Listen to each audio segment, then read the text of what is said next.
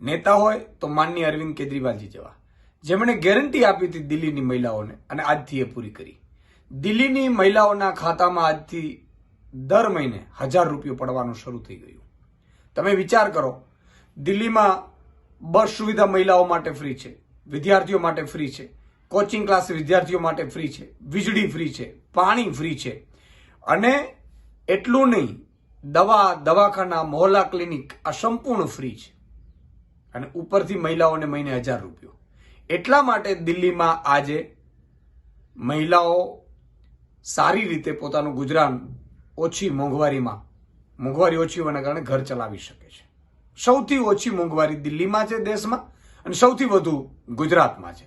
સૌથી લાભ દિલ્હીમાં મળી રહ્યા છે અને દેવું દિલ્હીમાં નથી સરકાર ઉપર, જ્યારે સૌથી વધારે દેવું ગુજરાતમાં છે અને ગુજરાતમાં કશું લાભ મળી નથી રહ્યું. માનનીય ભૂપેન્દ્રભાઈ, મારે કહેવું છે કે મધ્યપ્રદેશમાં તમારી સરકાર છે, એ મહિલાઓને લાડલી યોજના અંતર્ગત નાણાં આપે છે મહિને, મહારાષ્ટ્રમાં આપે છે. ગુજરાતમાં મહિલાઓએ શું પાપ કર્યા છે? આજે અરવિંદજીએ ફરીથી એ મહિલાઓને બીજી ગેરંટી આપી છે કે 1000 રૂપિયા તમને ગેરંટી આપી હતી, 1000 રૂપિયા મળવાનું શરૂ થઈ ગયું. પણ ચૂંટણી પછી ફરીથી આમ આદમી પાર્ટી જીતશે, માનનીય અરવિંદ કેજરીવાલજી મુખ્યમંત્રી બનશે, એટલે એ રાશિ વધારીને 2100 રૂપિયા કરશે. 2100 રૂપિયા ખાતામાં આવશે. તમે વિચાર કરો, 3 મહિલાઓ હોય તો 3 મહિલાઓ ઘરમાં હોય તો 6300 રૂપિયા થાય મહિને. તો 6300માં એ અનાજ કરિયાણાનું બિલ ચૂકવી શકે, દૂધનું બિલ ચૂકવી શકે, એ પોતાના બાળકોની ટ્યુશન ફી ભરી શકે. કેટલી રાહત દિલ્હીમાં અરવિંદ કેજરીવાલજીએ કરી, અને કોઈ દેવું નથી, કોઈ કર્જ નથી, માત્ર ભ્રષ્ટાચાર મુક્ત શાસન આપ્યું અને આ બધી વ્યવસ્થાઓ થઈ શકી છે. જ્યારે ગુજરાતમાં 4 લાખ કરોડનું કર્જ છે અને કોઈ ફ્રી સુવિધા નથી. તો માનનીય ભૂપેન્દ્રભાઈ, તમે 2 વર્ષની ઉજવણી કરી છે, અભિનંદન તમને. હજી તમને 3 વર્ષ છે. તમારે જો તમે કંઈક સારું કરીને જવા માંગતા હો, આમે 1 વર્ષ રહેશે એટલે તમને હટાવી જ દેશે, જેમ વિજયભાઈને હટાવ્યા હતા એવી રીતે.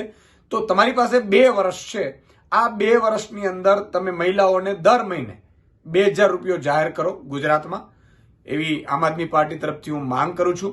અને તમામ મહિલાઓને ગુજરાતની હું વિનંતી કરું છું, તમામ મહિલાઓ પોતે પણ સોશિયલ મીડિયા ઉપર પણ માંગ કરે, ફેસબુક, ટ્વિટર, ઇન્સ્ટાગ્રામ ઉપર. અને તમામ જે ભાજપના કાર્યકર્તાઓ અથવા ભાજપના કાર્યક્રમો હોય અથવા ભાજપના હોદ્દેદારો આવે, સાંસદ, ધારાસભ્યો, મંત્રી, મુખ્યમંત્રી, એમની પાસે માંગ કરો કે તમે બીજા રાજ્યોમાં, મધ્યપ્રદેશ, રાજસ્થાન, મહારાષ્ટ્રમાં તમે લાભ આપો છો, ગુજરાતમાં કેમ નથી આપતા? તો આ એક માંગ તમામ મહિલાઓ પણ કરે એવી મારી વિનંતી છે. જય હિન્દ, જય ભારત. 2 बड़ी घोषणाएं करने के लिए आया हूं, और ये दोनों इतनी बड़ी घोषणाएं हैं,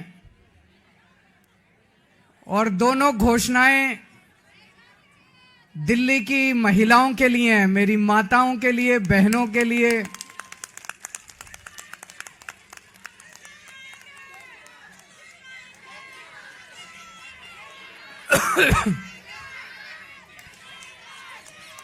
दोस्तों, मैंने वादा किया था कि हर महिला के अकाउंट में हर महीने 1000 रुपए डलवाएंगे. आज मुझे ये ऐलान करते हुए बेहद फक्र हो रहा है कि आतिशी जी की अध्यक्षता में आज सुबह 10 बजे दिल्ली सरकार की कैबिनेट मीटिंग हुई, और उस कैबिनेट मीटिंग में ये प्रस्ताव पारित कर दिया गया कि दिल्ली की हर महिला के अकाउंट में हर महीने 1000 रुपए डाले जाएंगे. दोस्तों, इसके साथ ही ये योजना दिल्ली में लागू हो गई है. अब इस योजना के तहत महिलाओं को रजिस्ट्रेशन करना होगा, और रजिस्ट्रेशन के बाद जो जो महिलाएं रजिस्ट्रेशन करेंगी उनके अकाउंट में 1000 रुपए आने शुरू हो जाएंगे.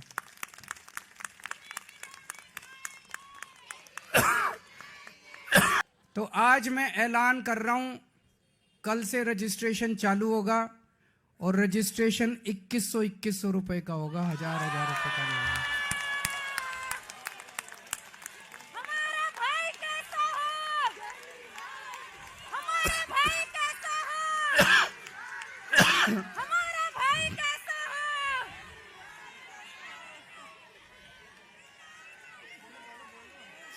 केजरीवाल, हमारा भाई कैसा कैसे मैं हो? दिल्ली की सभी माँ बहनों को कहना चाहता हूं, अगले 2-3 दिन से के बाद से आम आदमी पार्टी के कार्यकर्ता गली गली में जाएंगे, घर घर में जाएंगे।